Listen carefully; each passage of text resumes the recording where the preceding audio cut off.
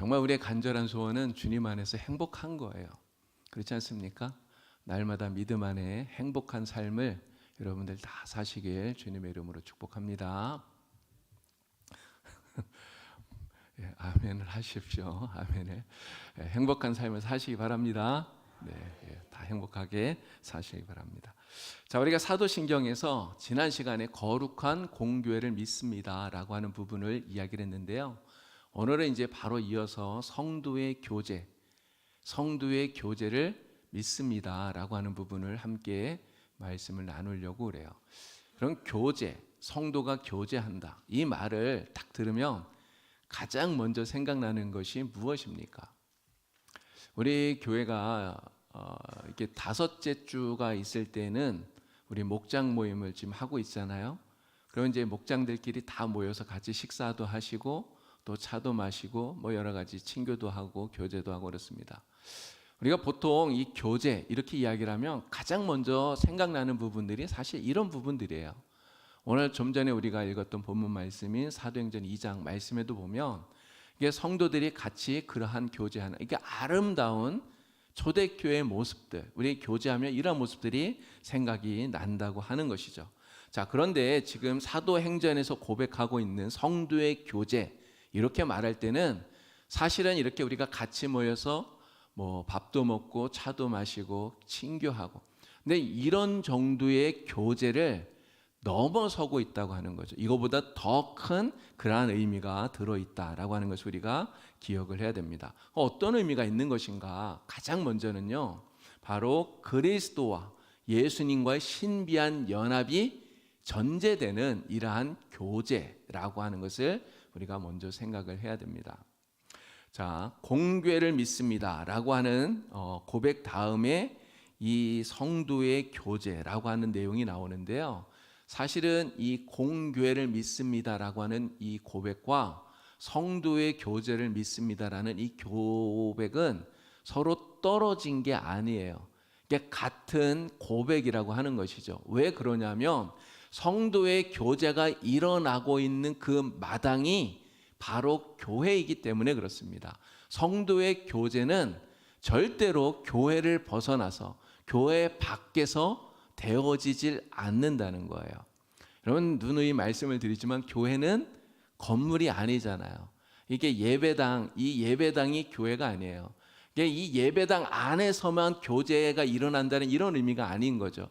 예수님을 구주로 고백하고 있는 사람들의 모임이 교회이기 때문에 그 교회, 그 모임 안에서만 이 교제, 성도의 교제가 일어나게 된다라고 하는 거예요. 성도의 교제는 교회 없이는 불가능하다 하는 것을 우리가 꼭 기억을 해야 됩니다. 자, 성도의 교제가 이 교회 안에서만 일어난다라고 하는 이 말은 바로 그리스도 안에서 성도의 교제가 가능하다라는 것이죠. 그리스도 예수 안에서 성도의 교제가 가능하다. 이 말이 무슨 의미겠습니까? 바로 그리스도 안에 있는 사람들, 예수를 구주로 고백하는 모든 사람들은 다 각각 그리스도와 교제하는 이러한 사람이어야만 그래야 이러한 성도의 교제를 할 수 있는 것이다 라고 하는 의미로 우리가 받아들일 수 있는 것이죠. 그래서 아까 말씀드린 것처럼 성도의 교제가 일어나기 위해서는 그리스도와의 신비한 연합이 먼저 있어야 된다. 이게 전제되어지는 이러한 교제다라고 하는 것입니다. 자, 이것을 하이델베르크 교리문답에서 이렇게 이야기를 해요. 자, 55번 문제를 보면 성도의 교제를 당신은 어떻게 이해합니까? 라는 질문에 대해서 2가지 답변을 하는데, 자, 첫 번째 답변이 이겁니다. 자, 다 같이 함께 이 답변을 읽어보겠습니다. 첫째, 신자는 모두 또한 각각 그리스도의 지체로서 주 그리스도와 함께 교제하며 그의 모든 부요와 은사에 참여합니다. 아멘. 자, 여기서 말하는 신자, 성도. 이런 성도라는 것이 무엇입니까? 성도.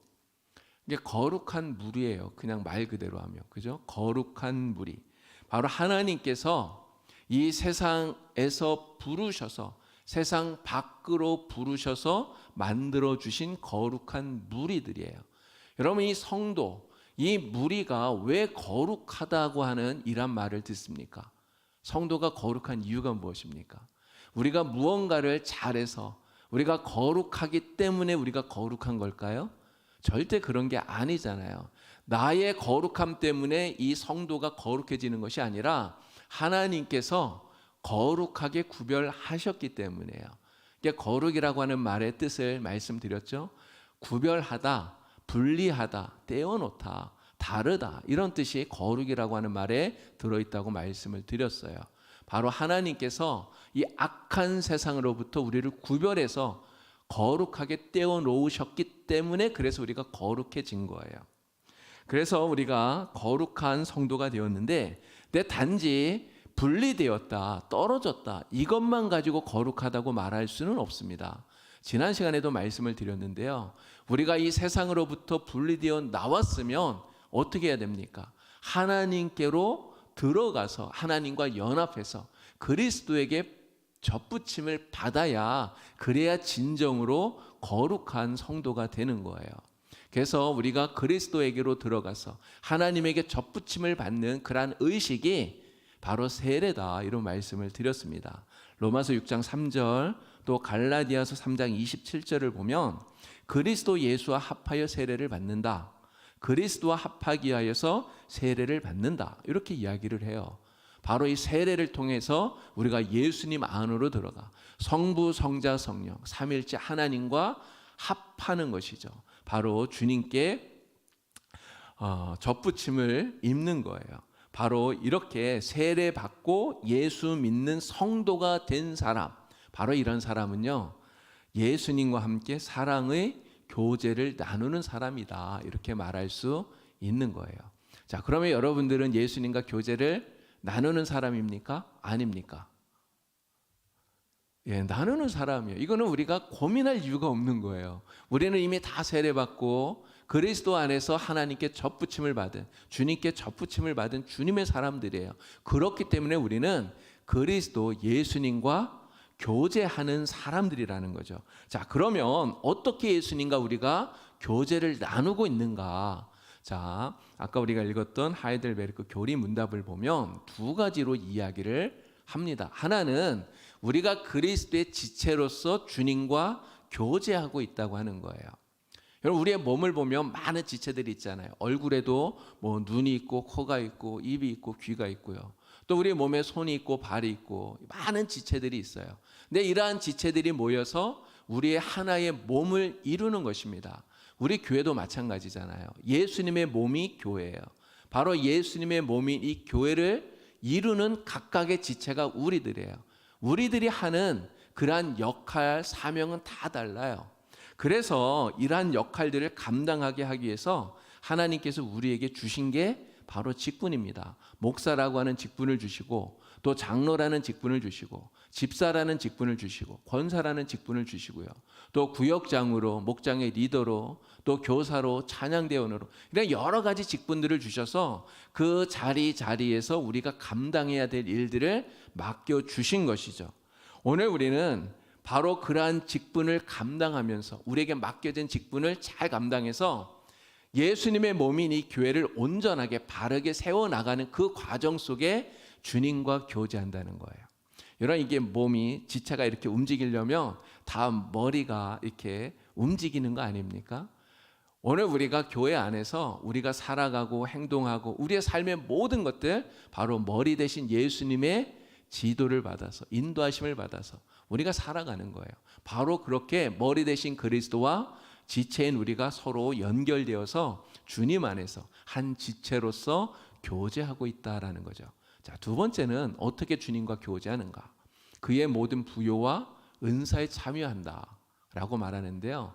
바로 주님이 주신 그 은사를 우리가 누림으로써 주님과 교제한다는 거죠. 여러분, 우리가 여러 가지 많은 직분을 받아서 또 하나님이 주신 직분들을 감당해 나가는데, 이러한 직분들을 감당하기 위해서 하나님이 우리에게 주신, 주님이 우리에게 주신 은사가 있어요. 고린도전서 12장을 우리가 은사장이라고 부르지 않습니까? 여기에 보면 많은 은사들이 나와요. 뭐 지혜의 은사도 있고요, 지식의 은사도 있고요, 병을 고치는 은사도 있고요, 또 능력을 행하는 은사도 있고, 예언하는 은사도 있고, 영을 분별하는 은사도 있고 방언을 하는 은사도 있고요. 또 방언을 통역하는 은사도 있고 그렇습니다. 근데 여러분, 왜 이러한 은사를 하나님께서 우리에게 주실까요? 우리가 이러한 은사를 가지고 다른 사람들에게 야, 내가 이러한 은사를 가졌어, 이게 자랑하라고 주시는 겁니까? 내 이 은사를 가지고 내가 나의 유익을 위해서 쓰라고 주시는 걸까요? 그렇지 않아요. 하나님께서 우리에게 주신 그러한 직분들, 하나님이 우리에게 맡겨주신 선한 일들을 우리가 잘 감당하게 하시려고 이 은사를 우리에게 주셨다는 거예요. 그래서 하나님께서 우리에게 주신 이러한 은사들, 주님의 그 모든 부요함과 그 풍요로움을 우리가 받아서 누리면서 우리 주님과 함께 교제를 나눈다라고 하는 것이죠. 자, 그래서 우리가 성도의 교제라고 말할 때는 먼저 이러한 주님과의 신비한 교제, 그리스도와의 신비한 연합, 바로 이것이 먼저 있어야 우리 성도 간의 교제가 이루어질 수 있는 것이다 라고 하는 것을 우리가 꼭 기억을 해야 된다는 이야기예요. 자, 성도의 교제가 이처럼 예수님과의 신비한 연합이 전제되는 교제라는 것을 웨스트민스터 신앙 고백에서 이렇게 이야기를 합니다. 26장을 보면 요 한 대목을 제가 옮겨 적었는데 이렇게 되어 있어요. 우리 다 같이 한번 읽어보겠습니다. 성령과 믿음으로써 머리가 되시는 예수 그리스도에 결합된 모든 성도는 그리스도의 은총과 교만과 부활과 영광 안에서 그와 교제를 가진다. 이렇게 되어 있습니다. 자, 이해되시죠? 머리 되시는 예수 그리스도와 결합된 모든 성도들, 우리 지체는 예수님과 이렇게 결합이 된 거잖아요. 바로 그 예수님 안에서 그 주님의 은총과 고난과 부활과 영광 안에서 그리스도와의 교제를 나눈다는 것. 이 주님과의 교제가 성도의 교제에 있어서 가장 먼저 이루어져야만 된다는 거죠. 그러니까 예수님과 교제하지 않는 사람은 우리 다른 성도들과도 교제할 수 없다는 거예요. 무슨 뜻인지 이해되시죠? 자, 그러면 이 성도의 교제가 갖고 있는 두 번째 의미가 무엇인가? 자, 예수님과 교제를 한다 했잖아요. 이제는 우리가 이 예배의 공동체, 예배하는 공동체로서 바로 예배로서 교제한다라고 하는 것을 우리가 기억을 하면 되겠습니다. 자, 성도의 교제, 예수 그리스도와의 교제라고 그랬는데요. 예수님과의 교제인 이 성도의 교제이기 때문에 예배의 교제다 이렇게 말할 수 있는 거예요. 자, 왜 그러냐면 예수님과 교제를 나누고 있는 이 공동체인 교회가 해야 하는 가장 중요한 사명, 그 역할이 바로 예배이기 때문에 그렇습니다. 예배. 그래서 우리 교회는 예배 공동체로서 어떻게 성도의 교제를 나누는가를 우리가 살펴보려고 하는데요. 크게 네 가지를 말할 수가 있습니다. 자, 말씀을 한 구절 보고 이야기를 할게요. 자, 사도행전 2장 42절 말씀. 우리 큰 소리로 다 같이 함께 읽겠습니다. 그들이 사도의 가르침을 받아 서로 교제하고 떡을 떼며 오로지 기도하기를 힘쓰니라. 아멘. 예루살렘 초대교회의 네 가지의 모습을 우리에게 보여주고 있어요. 바로 예배하는 공동체로서 초대교회가 가졌던 성도의 교제 네 가지 모습을 우리에게 보여준다고 하는 거죠. 자, 한 가지 한 가지를 말씀을 드립니다. 첫 번째는 말씀의 교제예요. 자, 가장 먼저 뭐라고 이야기합니까? 사도의 가르침을 받았다고 이야기하죠. 여러분, 이 사도의 가르침이라는 게 뭡니까? 이게 지금으로 말하면 목사가 하는 설교를 이야기하는 거예요. 근데 그 당시에 사도들은 어떤 설교를 했을까요?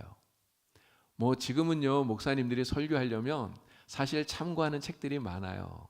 뭐 주석도 보고 여러 가지 책도 참고하고 뭐 이렇게 하면서 많이 합니다. 왜냐하면 그동안 지금까지 많은 이러한 연구되어져 왔던 것들이 쌓여 있기 때문에 그래요. 근데 예수님 제자들, 사도들은 사실 그런 거 없잖아요. 뭐 주석이 있었겠습니까? 뭐가 있었겠습니까? 아무것도 없잖아요. 그럼 그 사람들은, 그 사도들은 어떤 가르침을 주었을까요? 사도들이 주었던 가르침은 자기들이 예수님과 함께 3년 동안 다니면서 예수님께 직접 듣고 자기들이 보았던 바로 그것을 가르쳤던 거예요. 진짜 예수님의 말씀을 그들은 전했던 것이죠. 그래서 이 초대교회부터 그들이 드렸던 그 예배 가운데는 반드시 이 말씀, 하나님의 말씀이 있었다라고 하는 것을 우리가 기억해야 되는 것입니다. 초대교회는 이 예배 공동체로서 바로 이 하나님의 말씀을 통해 말씀의 교제를 나누고 있었다고 하는 거죠. 하나님의 말씀이라는 게 무엇일까요? 자, 히브리서 4장 13절 말씀을 봅니다. 자, 이 말씀 다 같이 읽겠습니다. 하나님의 말씀은 살아있고 활력이 있어 좌우의 날선 어떤 검보다도 예리하여 혼과 영과 및 관절과 골수를 찔러 쪼개기까지 하며 또 마음의 생각과 뜻을 판단하나니. 아멘. 하나님의 말씀은 어떻다고요? 살아있답니다. 살아있답니다. 여러분 믿으십니까? 하나님의 말씀은 진짜 살아있어요. 살아있기 때문에 그 말씀을 듣는 사람의 마음속에서 움직여요. 그래서 우리의 혼과 영과 관절과 골수를 찔러 쪼개기까지 한다는 거죠. 이게 무슨 말이에요? 우리를 완전히 뒤집어 놓을 수 있는 것이 하나님의 말씀이라는 거예요. 말씀이 살아있기 때문에 그렇게 역사한다는 거죠. 바로 이렇게 살아 역사하는, 그래서 사람을 완전히 새로운 사람으로 변화시키는 이 능력을 가진 하나님의 살아있는 말씀을 통해 우리가 함께 교제하고 나눈다라고 하는 거예요. 여러분 오늘 우리도 그렇게 하고 있지 않습니까? 우리가 예배를 드릴 때 이렇게 하나님 말씀을 전하고 여러분들이 말씀을 들어요. 하나님의 말씀이 선포돼요. 이 말씀을 통해 우리가 함께 교제한다고 하는 거죠. 여러분 하나님의 말씀, 예배 시간에 선포되어진 하나님의 말씀은 우리 모든 성도들에게 하나의 목표를 설정해 주는 거예요. 자, 우리 지난 주일날 여러분들에게 드렸던 설교 제목을 기억하십니까? 우리 행복한 신앙생활에 대해서 여러분들에게 말씀을 드리고 있어요. 매주. 지난 주일에는 네 번째 감사에 대한 이야기를 드렸습니다.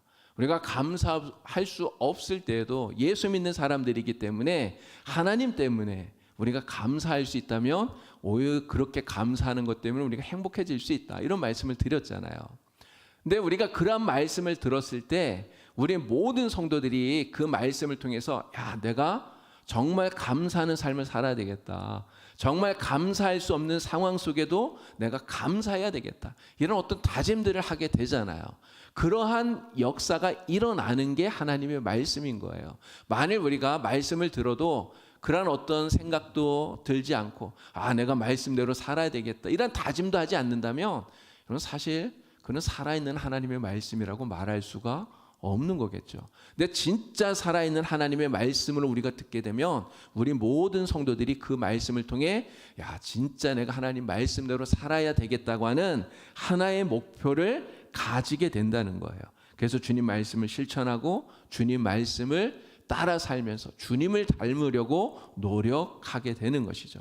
바로 이처럼 성도들이 말씀을 듣고 배우고 또 나누고 교제하면서 바로 이 말씀을 통해 함께 교제하고 있다고 하는 거예요. 그렇게 하면서 서로 성장해 나가게 되는 거죠.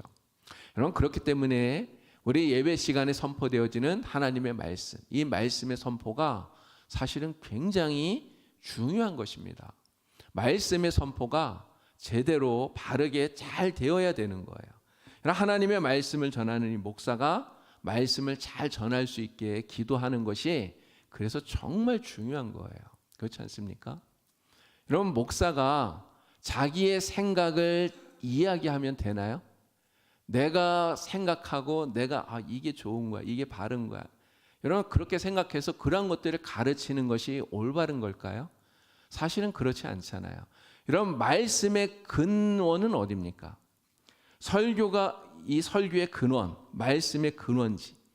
이건 목사의 생각이 아니잖아요. 목사의 사상이 아니잖아요. 그러니까 하나님이 바로 그 말씀, 설교의 근원이라는 거예요. 하나님의 말씀이 오늘 우리에게 어떻게 선포되어지는지, 하나님의 말씀이 오늘 우리에게 어떠한 의미를 가지고 있는지를 그것을 잘 해석하고 적용하고 그래서 그것을 전하는 것이 목사의 할 일이라는 거죠. 그러니까 목사는 하나님 말씀을 해석하는 사람, 그리고 적용하는 사람, 그것을 잘 전달하는 사람이다. 이렇게 말할 수 있는 것입니다. 절대로 목사가 자기의 말을 만들어서 자기의 말을 전하고 자기의 뜻대로 사람들을 움직이려고 이렇게 해서는 진짜 안 되는 것이죠. 그래서 여러분들이 정말 목사가 하나님 말씀을 잘 연구하고 또 하나님 주시는 말씀을 우리 성도들에게 잘 전할 수 있도록 정말 기도를 많이 하셔야 됩니다. 우리 목사님 건강하게 해달라 이런 기도도 하셔야 되지만 정말 중요한 것은 그것보다 하나님 말씀을 바르게 깨닫고 바르게 전하는 그런 목사가 되게 해달라고 여러분 기도하셔야 돼요. 그것이 여러분들이 정말 복받는 길이고 여러분들의 영혼이 사는 길이기 때문에 그렇습니다. 기도 많이 해주시기 바랍니다. 감사합니다. 자, 두 번째는 성찬의 교제예요. 제가 일부러 이걸 지금 순서를 바꿨어요. 말씀에는 교제하고가 먼저 나오는데 떡을 떼며 이걸 먼저 말씀을 드리려고 순서를 좀 바꿨습니다. 떡을 떼며 성찬의 교제예요. 자, 초대교회가 이 모일 때마다요 예배를 하면서 떡을 떼었다는 거예요. 여러분 떡을 떼었다는 이 말이 무엇입니까? 이게 식사잖아요. 식사. 근데 이 떡을 떼었다고 하는 이 말은 사실은 성찬을 의미하고 있는 그런 말씀이에요. 자, 고린도전서 11장 23절부터 말씀을 함께 또 보겠습니다. 자, 같이 말씀을 읽습니다. 내가 너희에게 전한 것은 주께 받은 것이니 곧 주 예수께서 잡히시던 밤에 떡을 가지사 축사하시고 떼어 이르시되 이것은 너희를 위하는 내 몸이니 이것을 행하여 나를 기념하라 하시고 식후에 또한 그와 같이 잔을 가지시고 이르시되 이 잔은 내 피로 세운 새 언약이니 이것을 행하여 마실 때마다 나를 기념하라 하셨으니 너희가 이 떡을 먹으며 이 잔을 마실 때마다 주의 죽으심을 그가 오실 때까지 전하는 것이니라. 아멘. 성찬 제정사입니다. 자, 바울이 이 말씀을 우리에게 들려주었죠. 예수님께서 제자들과 함께 마지막 유월절 그 음식을 드시면서 떡과 잔을 나누어 주셨던 것처럼 교회는 예배하는 공동체로서 이러한 성찬을 통해서 성도의 교제를 나누라고 이야기를 하고 있는 거예요. 자, 그런데 이러한 성찬을 통해 교제하라고 하는 것이 바울의 명령이 아닙니다. 바울이 주는 명령이 아니에요. 누가 하는 명령이에요? 예수님께서 우리에게 주시는 말씀이고 명령이에요. 주님이 하신 이 말씀을 바울은 받아서 우리에게 전해주고 있는 것이죠. 자, 성찬식에는 크게 두 가지의 의미가 있습니다. 자, 하나는 우리가 예수님의 사랑을 깊이 느낌으로써 예수님과의 교제가 더 깊어지게 되는 거예요. 자, 우리는 떡과 잔을 통해서 예수님이 우리를 위해서 죽으셨다고 하는 사실을 고백합니다. 그렇죠? 자, 떡 무엇을 상징하는 거죠? 예수님의 몸을 상징해요. 우리를 위해서 십자가에 달리셔서 깨지고 부서지고 바로 그 몸을 상징하는 거예요. 우리의 입 속에서 우리가 먹을 때 그 떡이 부서지잖아요. 으깨어지잖아요. 바로 그처럼 예수님이 우리를 위해서 자신의 몸을 주셨음을 상징하는 거예요. 그래서 우리가 그 떡을 먹으면서 야, 주님이 나를 위해서 이러한 희생을 하셨구나. 우리가 다시 한 번 더 깨닫는 거죠. 여러분, 포도주는 무엇을 상징합니까? 예수님이 흘리신 보혈, 피를 상징하잖아요. 십자가 위에서 정말 한 방울도 남김없이 우리를 위해서 다 쏟아주신 예수님의 그 보혈, 그 피를 상징하고 있는 거예요. 그래서 우리는 그 피를, 그 포도주를 마시면서 주님이 나를 위해서, 우리를 위해서 이렇게 피를 흘리셨구나. 우리를 위해서 이러한 고난을 당하셨구나. 우리는 깊이 깨닫게 되는 것입니다. 그렇게 하면서 우리는 이 성찬에서 주님의 몸과 피를 상징하는 이 떡과 포도주를 먹으면서 예수님의 사랑을 깊이 깨닫고 주님과의 교제가 더 깊어지는 것이다 말하는 거예요. 자, 또 하나의 의미가 있습니다. 자, 떡. 사실은 이게 큰 한 덩어리의 떡이에요. 이 떡을 떼어서 이렇게 나눠줌으로써 그래서 떡을 먹는 모든 성도들이 그리스도의 한 몸, 한 지체라고 하는 것을 느끼게 만들어주는 거예요. 그것을 고백하는 것입니다. 여러분, 우리가 요즘은 지금은 성찬식을 할 때 편의를 위해서 어떻게 합니까? 떡을 미리 다 작게 잘라 놓아요. 그래서 그 작은 떡을 하나씩 우리가 이렇게 받습니다. 근데 이것은 편의를 위해서 그렇게 하는 거고요. 원래는 커다란 떡 덩어리 하나를 떼어서 거기에서 조금씩 떼어서 나누어 주는 거예요. 그렇게 하는 이유가 무엇일까요? 바로 예수님의 몸을 상징하는 큰 떡 덩어리 하나에서 바로 우리가 하나하나 이렇게 떼어 먹음으로써 바로 우리가 주님의 한 몸, 한 지체라고 하는 것을 깨닫고 또 그것을 동참한다는 것을 고백하는 것이죠. 주님의 상에 둘러앉아서 우리 모두가 한 몸, 한 지체라고 하는 것을 우리가 깊이 깨닫게 되는 것입니다. 그래서 성찬을 통해 성찬에 참여하는 모든 성도들이 한 가족, 한 지체다라고 하는 것을 우리가 다시 한 번 더 깨닫게 되는 것입니다. 이 초대교회에서는 이 성찬을 사실은 모일 때마다 했어요. 그러니까 매주마다 모였으니까, 주일마다 모였으니까요. 사실 모일 때마다, 주일마다 이 성찬식을 행했다는 거죠. 우리 교회는 1년에 지금 4번 성찬식을 하려고 계획을 했는데 사실은 코로나 때문에 지금 계속 한 3년 정도 성찬식을 하질 못하고 있습니다.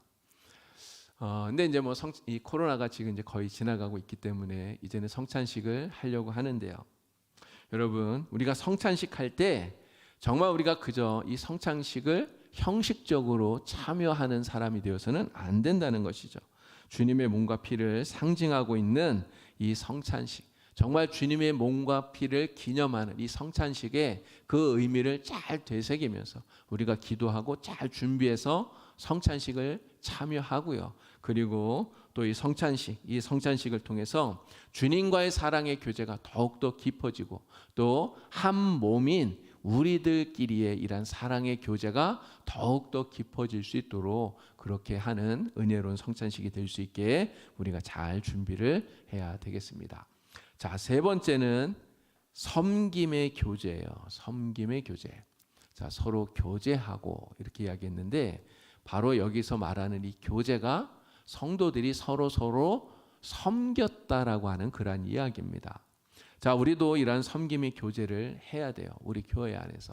어떻게 우리가 서로를 섬겨야 할 것인가 하는 거죠. 자, 우리가 아까 읽었던 하이델베르크 교리문답 55번 성도의 교제를 당신은 어떻게 이해하는가라는 이 질문에 대해서 2번째 답이 바로 이것을 이야기를 합니다. 자, 2번째 답을 우리 다 같이 함께 읽겠습니다. 둘째, 각 신자는 자기의 은사를 다른 지체의 유익과 복을 위하여 기꺼이 그리고 즐거이 사용할 의무가 있습니다. 자, 아까 우리 하이델베르크 이 교리문답 55번 이야기할 때 첫 번째, 성도가 예수님과의 교제를 어떻게 나눈다고 말씀을 드렸습니까? 그리스도의 지체로서 또 주님이 우리에게 주시는 그러한 모든 은사에 우리가 참여함으로써 예수님과 교제를 나눈다 이런 말씀을 드렸어요. 자, 그러면 성도들과는 어떻게 교제를 나누는가? 바로 예수님 때문에 누리고 있는 이 모든 은사들을 예수님의 몸인 다른 성도들과 함께 기꺼이 또 즐거이 나누면서 교제를 나눈다라고 하는 거죠. 바로 하나님이 우리 주님이 우리에게 주신 그 은사를 사용함으로써 교제를 나눈다 이런 이야기예요. 자, 그래서요 성도의 교제 요거 한마디로 말하면 주는 것이다 이렇게 말할 수 있습니다. 주는 것. 예수님께서 하신 말씀 가운데 이런 말씀이 있습니다. 사도행전 20장 35절 말씀이에요. 자, 이 말씀도 같이 읽겠습니다. 주 예수께서 친히 말씀하신 바 주는 것이 받는 것보다 복이 있다 하심을 기억하여야 할지니라. 아멘. 주는 것이 받는 것보다 복이 있다. 여러분, 복음서에 예수님이 이 말씀을 하신 부분이 안 나와요. 복음서에는 사실 없어요. 그런데 사도행전에 보니까 바울이 이 이야기를 해요.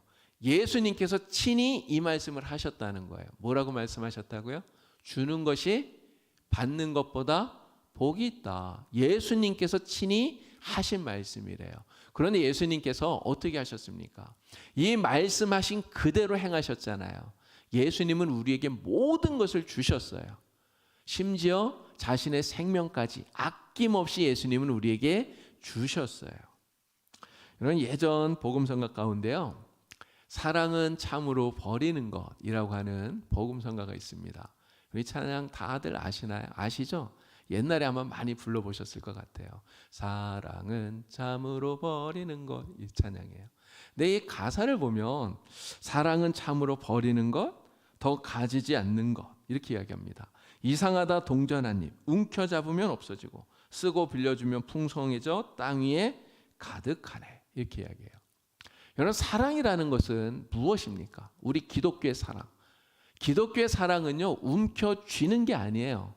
하나님께서 우리에게 누차 말씀하시기를 내 손을 펼쳐라, 내 손을 펼쳐라, 이렇게 이야기를 해요. 기독교의 사랑은 펼치는 것이죠. 주는 거예요. 나누는 것이고요. 거저 주는 거예요. 이게 바로 기독교의 사랑이고요.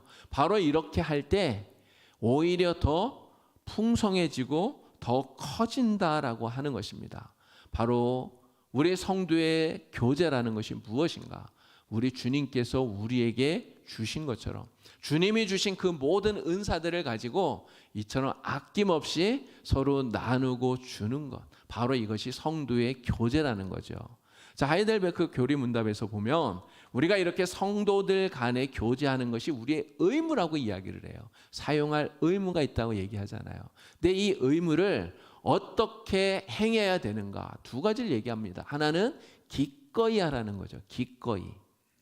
할까 말까 망설이지 말고 기꺼이 하라는 거예요. 두 번째는 어떻게 하라고요? 즐거이 하라는 거죠. 즐거이. 억지로 하지 말고 즐거운 마음으로 하라, 이렇게 이야기를 합니다. 그래서 우리가 정말 기꺼이 즐거운 마음으로 우리의 주님처럼 이 사랑을 나누고 실천하면서 그렇게 성도의 교제를 해야 되는 거죠. 아름다운 섬김으로 서로를 유익하고 복되게 하면서 이러한 성도의 교제를 나눌 때 정말 우리 교회 안에 주님의 사랑이 더욱더 풍성하게 나타나게 될 줄로 믿습니다. 자, 성도의 교제가 무엇인가? 네 번째는 기도의 교제예요. 기도로 우리가 교제해야 된다는 거예요. 자, 사도행전 2장 42절 말씀을 보니까요, 네 번째 초대교회 안에 어떻게 했는가? 오로지 기도하기에 힘썼다는 거죠. 오로지 기도하기에 힘썼다. 이게 기도의 교제, 기도를 통해서 교제했다는 거예요. 그럼 기도를 통해서 우리가 어떻게 교제할 수 있을까요? 자, 야고보서 말씀을 함께 또 읽겠습니다. 5장 15절 16절 말씀입니다. 믿음의 기도는 병든 자를 구원하리니 주께서 그를 일으키시리라. 혹시 죄를 범하였을지라도 사하심을 받으리라. 그러므로 너희 죄를 서로 고백하며 병이 낫기를 위하여 서로 기도하라. 의인의 간구는 역사하는 힘이 큼이니라. 아멘. 자, 야고보가 이 말씀 속에서 우리에게 뭐라고 권면합니까? 너희의 죄를 서로 고백하며 병이 낫기를 위하여 서로 기도하라, 이렇게 얘기했어요. 어떤 사람이 일방적으로 기도만 해주는 게 아니고요, 서로 기도하라는 거예요. 바로 이러한 서로를 위해서 기도해 줌으로써 기도의 교제를 통해 우리가 성도의 교제를 나눌 수 있다라고 하는 것이죠. 서로의 약함을 생각해 주고 서로를 위해서 기도하는 것, 이것이 기도로 교제하는 것입니다. 여러분, 우리 하나님께서 정말 기뻐하시는 것이 우리가 다른 사람을 위해서 기도하는 것, 중보하는 것, 이걸 우리 하나님은 정말 기뻐하신다고 믿어요. 그럼 아브라함이 소돔과 고모라를 위해서 기도하지 않았습니까? 소돔과 고모라, 정말 하나님 보시기엔 너무나 악하기 때문에 하나님께서 천사들을 보내서 유황불로 멸망시키시잖아요.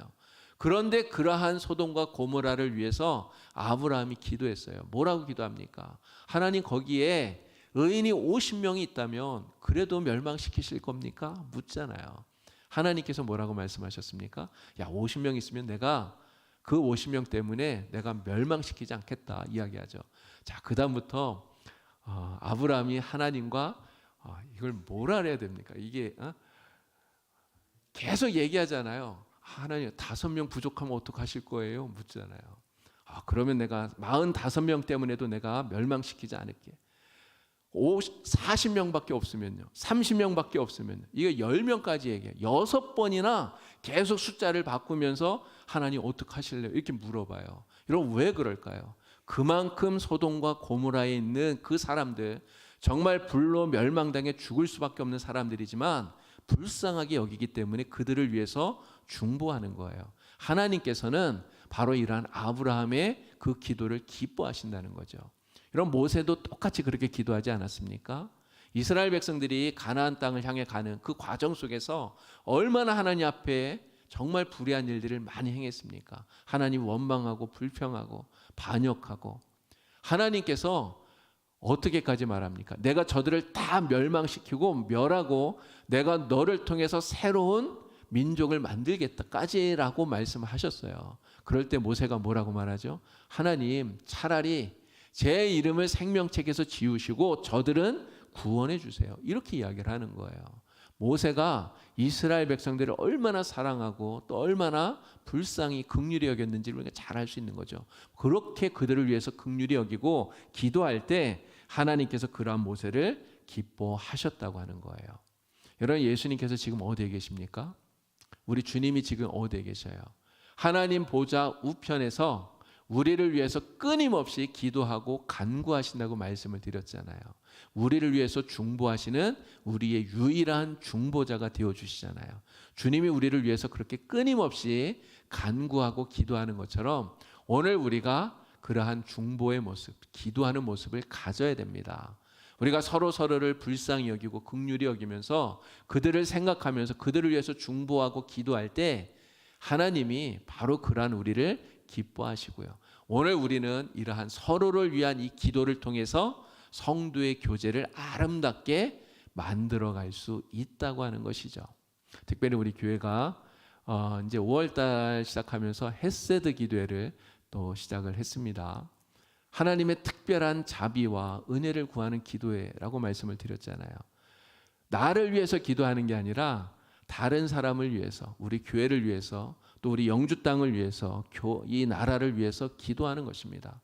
우리가 이렇게 하나님의 은혜를 구하면서 기도하는 것을 하나님 정말 기뻐하신다고 믿어요.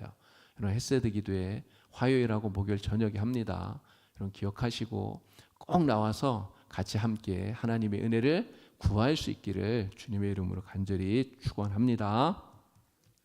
자, 성도의 교제, 예배하는 공동체로서 성도의 교제가 무엇인가를 말씀을 드렸어요.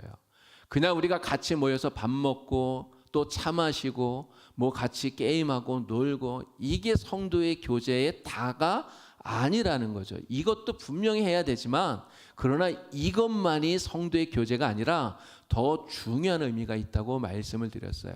바로 예수님과의 그러한 교제가 전제된 상태에서 요 4가지를 해야 된다고 말씀을 드린 거예요. 말씀의 교제, 성찬의 교제, 섬김의 교제, 기도의 교제. 요것이 있어야 정말 성도의 교제가 아름답게 일어나는 교회다 말할 수 있는 거예요. 자, 우리 교회는 어떤 교회일까요? 성도의 교제를 잘하고 있는 교회일까요? 그렇게 믿습니까? 예, 그렇게 믿으십니까? 예, 우리가 부족함이 있다면 더 잘할 수 있도록 노력하면 돼요. 또 조금밖에 안 하면서 우리는 엄청 잘해 이렇게 너무 또 교만하면 안 됩니다. 우리는 늘 겸손한 모습을 가지고 정말 주님이 원하시는 더 아름다운 이런 성도의 교제가 풍성하게 일어나는 교회를 만들어 갈 수 있기를 바라요. 자, 교회는 세상의 일반적인 사교 모임과 전혀 다르다는 것 우리는 분명히 기억해야 됩니다. 여러분 교회의 존재 목적이 무엇입니까? 왜 교회가 있는 것이죠? 교회의 존재 목적, 가장 중요한 목적은 하나님을 경배하는 거예요. 예배하기 위해서 우리 교회가 세워져 있어요. 이런 교회의 사명은 무엇일까요? 교회의 사명은 바로 복음을 전하는 거예요. 주님이 우리에게 전해주신 그 복음을 전함으로써 하나님께서 세상에서 불러 모으신 그러한 사람들을 구원하는 것이 바로 교회의 사명이에요. 성도의 교제란 바로 이러한 교회의 존재 이유, 목적과 이 사명을 위해서 필요한 것이 성도의 교제입니다. 이 성도의 교제를 통해서 바로 교회의 존재 목적과 사명을 이루어 가야 한다라고 하는 것이죠. 우리 봉산교회가 바로 이러한 성도의 참된 교제를 통해서 주님의 사랑을 더욱더 풍성하게 나타내는 교회가 되고요. 그래서 거룩한 교회 모습 온전히 회복해서 우리 하나님을 기쁘시게 하는 아름다운 교회 되기를 우리 주님의 이름으로 간절히 축원합니다. 기도드리겠습니다. 하나님 아버지, 우리 봉산교회가 정말 하나님 기뻐하시는 아름다운 교회 되기를 주님께 간절히 기도합니다. 아름다운 성도의 교제가 풍성하게 넘쳐나는 교회가 되게 하여 주시옵소서. 말씀의 교제와 성찬의 교제와 섬김의 교제와 기도의 교제가 날마다 풍성하게 일어나는